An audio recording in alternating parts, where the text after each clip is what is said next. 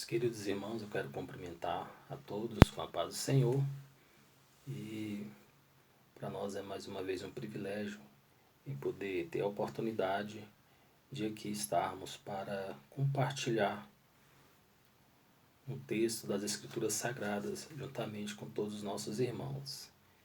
E o texto que eu quero compartilhar com vocês encontra-se no livro dos Salmos, no capítulo de número 90. Amém, meus queridos?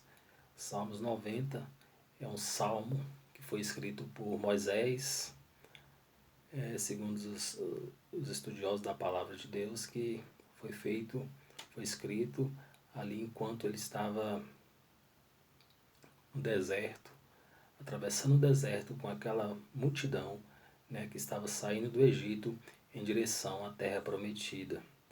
Na verdade, é um salmo espécie de uma oração em que Moisés começa a conversar com o Senhor, começa a conversar com Deus. E este salmo Moisés vai nos trazer a diferença que existe entre o nosso Deus, que é soberano, que é poderoso, que é o Senhor que vive e reina para todo sempre, que é o Senhor Deus imortal. Ele vai trazer a diferença entre este Deus e o homem pecador, o homem falível, o homem mortal, que está passando apenas algum tempo sobre essa terra.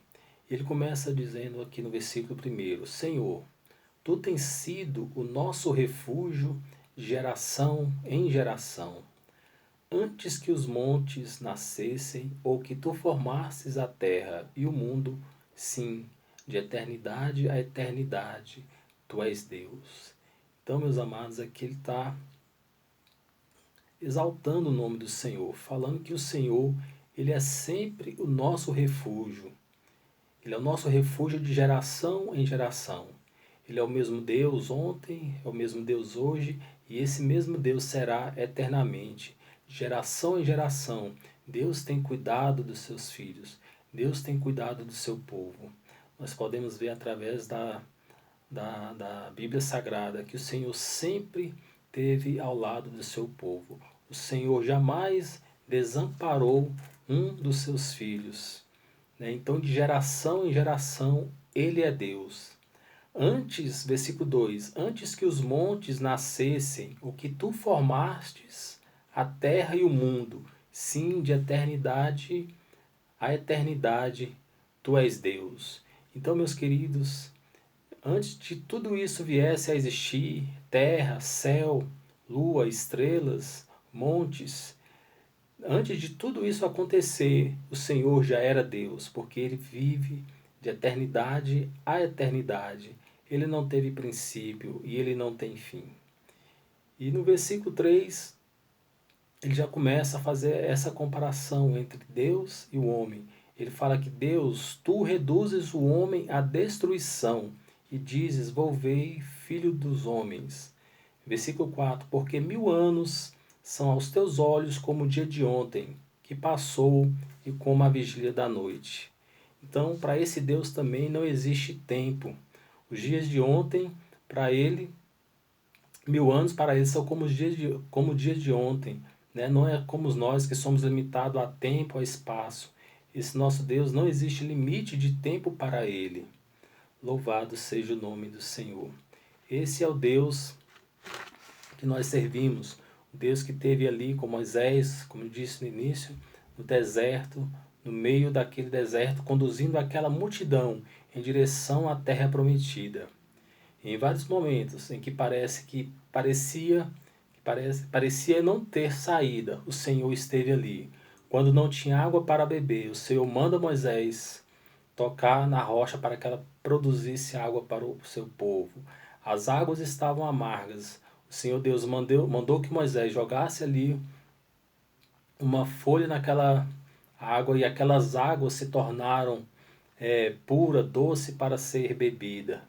Deus proveu através de uma nuvem durante o dia para que cobrisse do sol, à noite uma coluna de fogo para que aquele povo ali não passasse frio. Deus proveu roupa, calçado para aquele povo. Este é o Deus soberano que Moisés está descrevendo aqui neste Salmo de número 90. Então ele continua dizendo aqui que sobre o homem, ele fala que no versículo 7, pois somos consumidos pela tua ira e pelo teu furor somos angustiados. Diante de ti pusestes as nossas iniquidades, os nossos pecados oculta a luz do teu rosto. Então, meus queridos, não há nada que fique encoberto diante dos olhos do Senhor, porque tudo vem à luz do seu rosto. Versículo 9, pois todos os nossos dias vão passando, acabam-se os nossos anos como ligeiro canto. Então Moisés aqui fala que os nossos dias aqui nessa terra vão passando rapidamente. É como um conto ligeiro. Começa de manhã, mas logo já tem fim. Mas o nosso Deus não. Ele permanece para todo sempre. Louvado seja o nome do Senhor. E no versículo 12, ele vai nos dizer: ensina-nos a contar os nossos dias de tal forma para que alcancemos corações sábios. Moisés então está aqui pedindo para o Senhor que o Senhor possa nos ensinar a contar os nossos dias. Ou seja, Moisés está pedindo ao Senhor para que possa nos ensinar a viver os nossos dias de uma maneira tal para que nós possamos alcançar corações sábios. Seja aqui nessa terra que nós possamos pedir ao Senhor, que nós possamos viver, contar os nossos dias, para que nós possamos ter uma vida boa diante do Senhor, para que nós possamos viver em comunhão com o Senhor. E se não for nessa vida também, nós podemos colocar para a vida futura, que aqui nessa terra nós possamos viver, contar os nossos dias de uma maneira tal, para que na eternidade nós possamos ter um coração sábio diante do Senhor, que nós possamos ter uma eternidade juntamente com nosso Deus. Louvado seja o nome do Senhor. Isaías, ele ainda vai dizer um pouco mais sobre este Deus. Ele fala no capítulo 40, que esse Deus é aquele que toma as medidas do céu a palmos. E quem recolheu a medida do pó da terra e pesou os montes em balança. Esse é o nosso Deus, que mede os céus a palmos. No versículo 15, ele fala que as nações para ele são consideradas como gota de um balde e como pó miúdo das balanças. Eis que lança por aí as ilhas como uma coisa pequeníssima. Versículo 17. Todas as nações são como nada perante ele. Ele considera-as menos do que nada e como uma coisa vã. Versículo 22. Ele está assentado sobre o globo da terra, cujos moradores são para ele como um gafanhoto. Ele é o que estende os seus céus como cortina e os desenrola como uma tenda para neles habitar. O que faz voltar ao nada os príncipes e torna coisas vãs o juiz da terra. Louvado seja o nome do Senhor. Este é o nosso Deus, que para ele as nações são consideradas como nada. Ele as pega como se fosse uma concha, né? E coloca na palma da sua mão. Louvado e engrandecido seja o nome do Senhor. Isaías, ainda no capítulo 66, ele vai nos dizer: assim diz o Senhor, o céu é o meu trono, e a terra o escabelo dos meus pés. Que casa me edificareis vós? Em que lugar seria o meu descanso? Esse é o Deus que se assenta lá no céu, no alto do seu trono, e os seus pés chegam a tocar a terra.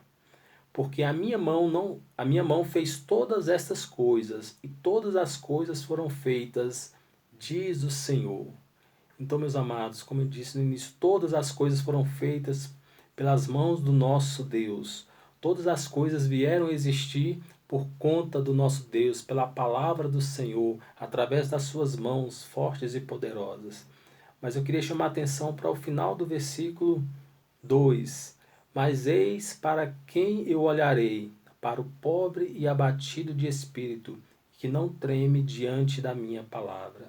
Meus amados, esse nosso Deus, mesmo sendo tão grande, mesmo sendo tão poderoso, mas aqui ele faz uma observação. Mas para quem eu olharei? Eu olharei para aquele que é pobre e abatido de espírito e que teme diante da minha palavra. Então, meus amados irmãos, que nós possamos pedir ao Senhor, que nós possamos ter esse coração pobre, abatido, ou seja, que nós possamos viver em humildade, que nós possamos viver em humilhação diante das mãos fortes e poderosas do Senhor, porque a sua palavra nos garante que para quem vive desta forma, para quem tem esse modo de vida, o Senhor olhará para eles. O Senhor Jesus, ao escrever o Sermão da Montanha, no capítulo 5, salvo engano, ele fala: bem-aventurados pobres e abatidos, porque estes verão a Deus. Então, meus queridos, essa é a palavra que eu queria deixar para os irmãos, essa meditação, que nós servimos a um Deus tão grande, tão poderoso, um Deus que pode todas as coisas, um Deus que através de suas mãos todas as coisas vieram a existir. E nós estamos aqui passando apenas algum tempo diante dessa terra. E nesse tempo que estamos passando, que nós possamos pedir ao Senhor para que possamos ter corações sábios, possamos viver uma vida reta diante do Senhor, porque sabemos que um dia a nossa caminhada nessa terra irá se findar. Iremos encontrar com o Senhor, iremos ter um encontro com o Senhor para dar conta das nossas obras, dos nossos atos que aqui foram praticados. E também que nós possamos ter esse coração pobre, abatido diante do Senhor, para que Ele possa ter os seus olhos voltados para nós. Em nome do Senhor, eu agradeço os irmãos que estiveram até aqui, meditando juntamente conosco nesta palavra. Que Deus possa abençoar a cada um.